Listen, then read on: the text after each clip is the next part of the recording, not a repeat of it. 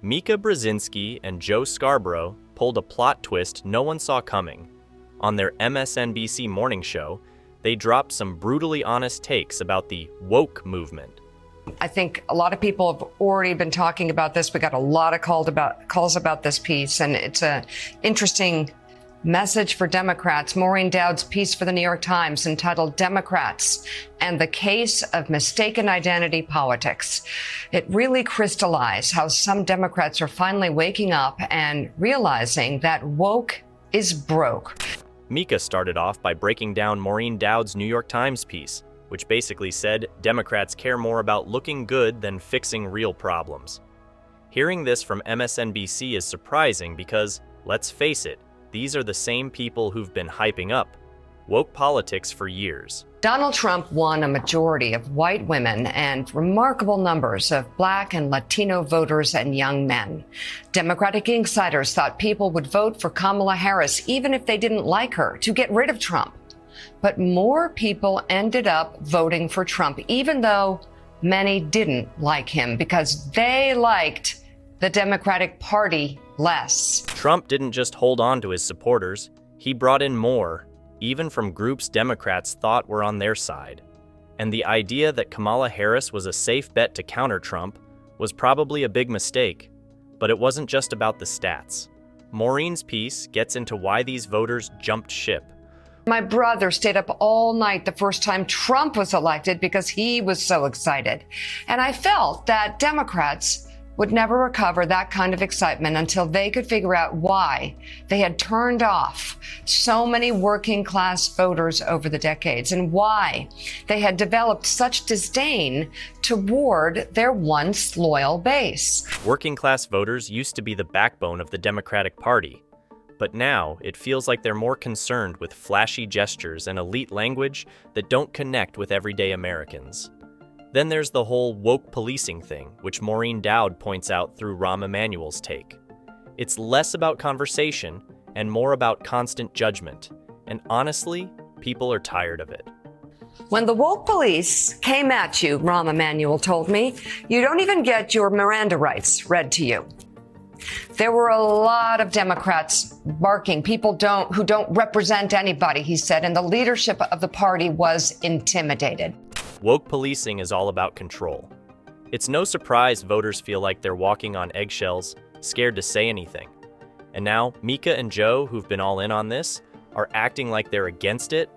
And those strong, and I would say beautiful, but I'm not allowed to use that term anymore with women because if you say beautiful, it means the end of your career in politics. Trust Trump to turn a simple compliment into a culture war jab. But Trump wasn't all talk. His campaign also pointed out a bigger problem with the Democrats' approach. One thing that makes Democrats great is that they unabashedly support groups that have suffered from inequality. But they have to begin avoiding extreme policies that alienate many Americans who would otherwise be drawn to the party. Democrats assumed women voters would prioritize abortion rights above all else, but that's not the case. Democrats learned the hard way in this election that mothers care, and this is a key line in this piece, that mothers care both about abortion rights and having their daughters compete fairly and safely on the playing field. Joe backed it up with some eyebrow-raising stats. Trump's base grew, pulling in voters from groups the Democrats thought were locked down. Woke policies pushed away their people. White progressives hold views far to the left of the minorities they champion.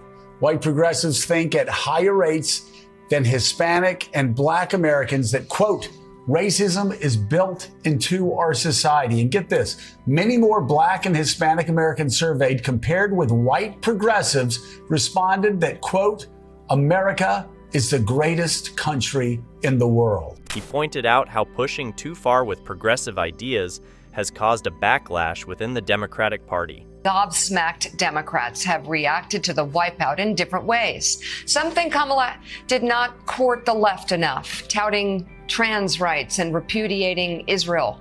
Other Democrats feel the opposite, calling on the party to reimagine itself. Working class voters used to be the backbone of the Democratic Party, But now they have been ignored in favor of fancy political talk and words like Latinx that most people don't care about.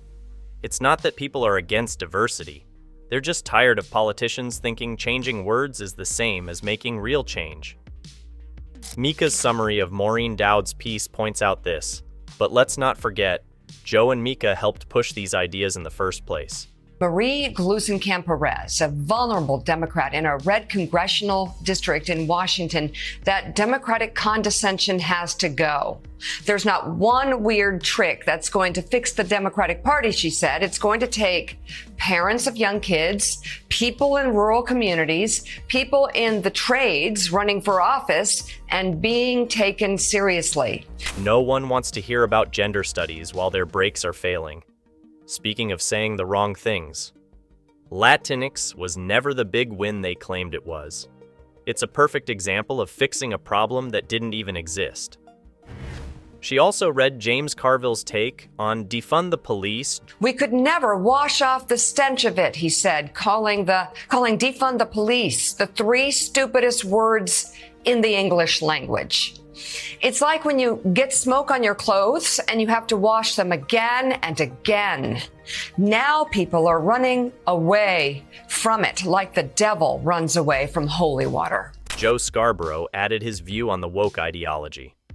I mean, maybe it makes you feel good when you see people trash college campuses. I know it doesn't. But maybe it makes progressives go, oh, it's like the 60s all over again. Well, guess what? Most Americans didn't like the trashing of college campuses in the 60s. That's why Richard Nixon got elected twice. Why he got elected out of 49 states in 1972. This isn't just about nostalgia. It's about how history keeps repeating itself. Back in 2020, we were talking here. Reverend Al, let me bring you in here on defunding the police. You and I were talking about how representatives in the toughest parts of New York City, in real time, we're saying, defund the police. No. We need more police on the street protecting our children as we walk to school. We need more children in the classroom. Well, the woke elite might have missed that memo. Reverend Al Sharpton added his view about latte liberals.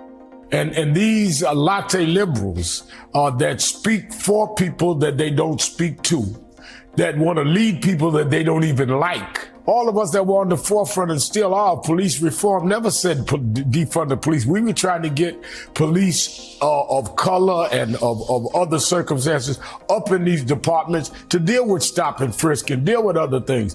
Reverend Al perfectly sums up the problem with woke culture. The cracks in the woke narrative are getting harder to ignore, and even MSNBC is starting to admit it.